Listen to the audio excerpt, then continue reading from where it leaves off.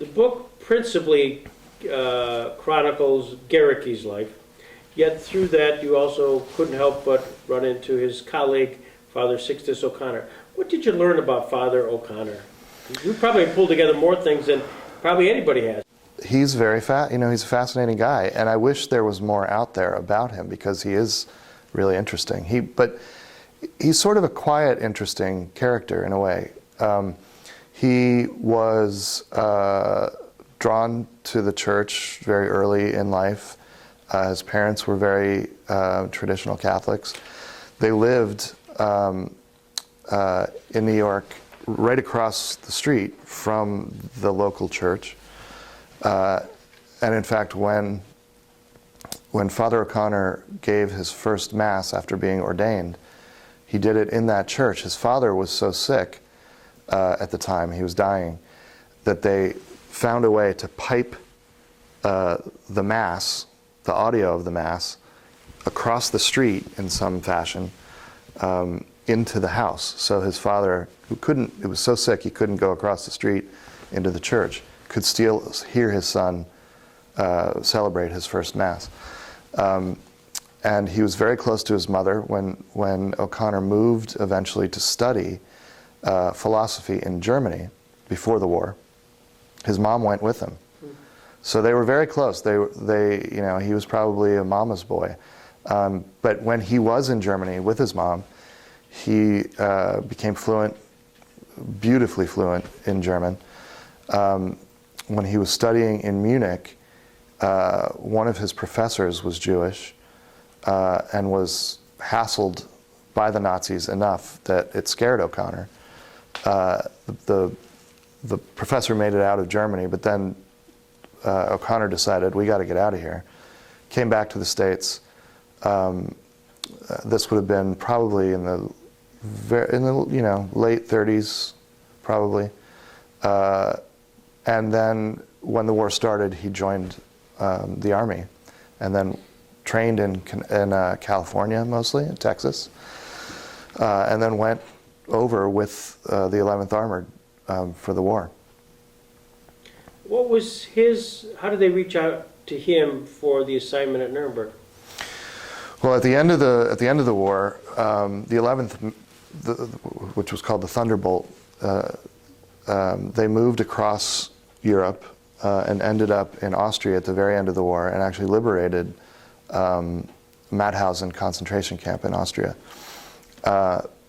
O'Connor had just the excellent language skills, and I'm not actually sure how they got him from Mauthausen. He might have gone from Mauthausen to Munich also. A lot of the activity from Nuremberg came from Munich. It was so close and a bigger place.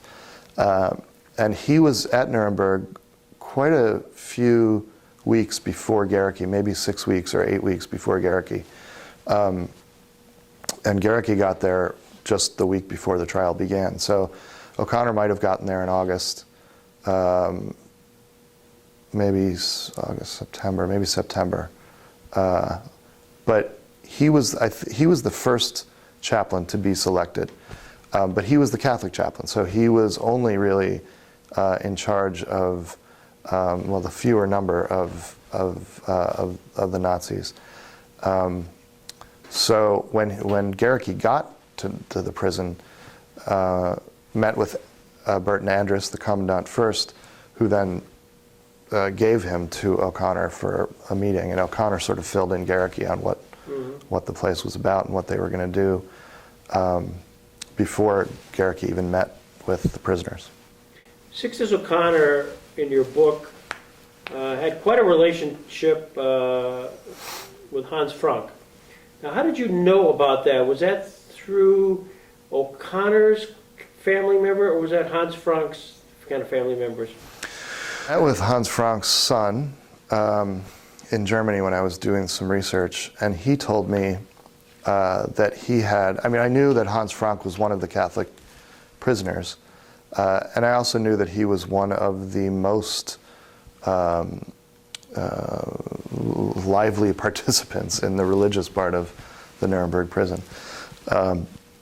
But Yeah, Frank's son, Nicholas, has written, he was a journalist, he's now retired, but he was a journalist in Germany for a long time and wrote about his father, who, you know, a lot of the children of these Nazis have such a wide spectrum of relationship to the memory of their parents and what their parents did. And his is on the extreme end of hatred for what his father did and for his father. And he's written about this in a couple books, I think.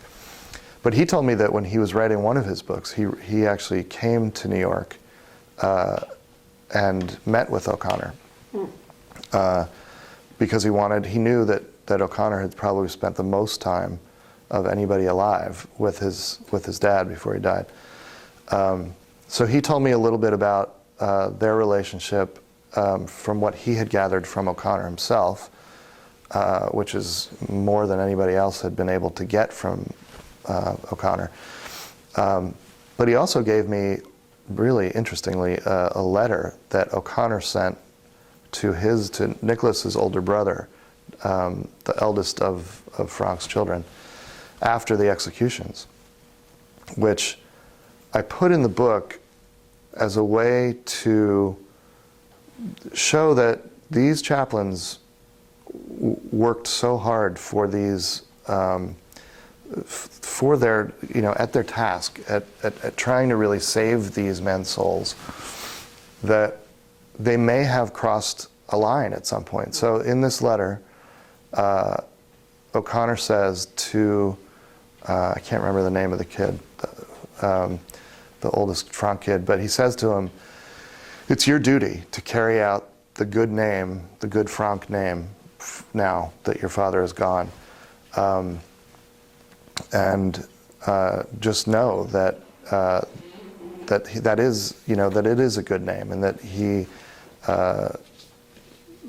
it was an encouragement and a sort of defense, not a defense of what Frank did, but a defense of the family name, I think. And it's interesting that both of these chaplains had such a high regard for, put such emphasis on the wives and children of these Nazis, to try to make sure that people really, that they had some sense that the children and the wives were not responsible for what these Nazis were on trial for. And so I think this was a way maybe of O'Connor to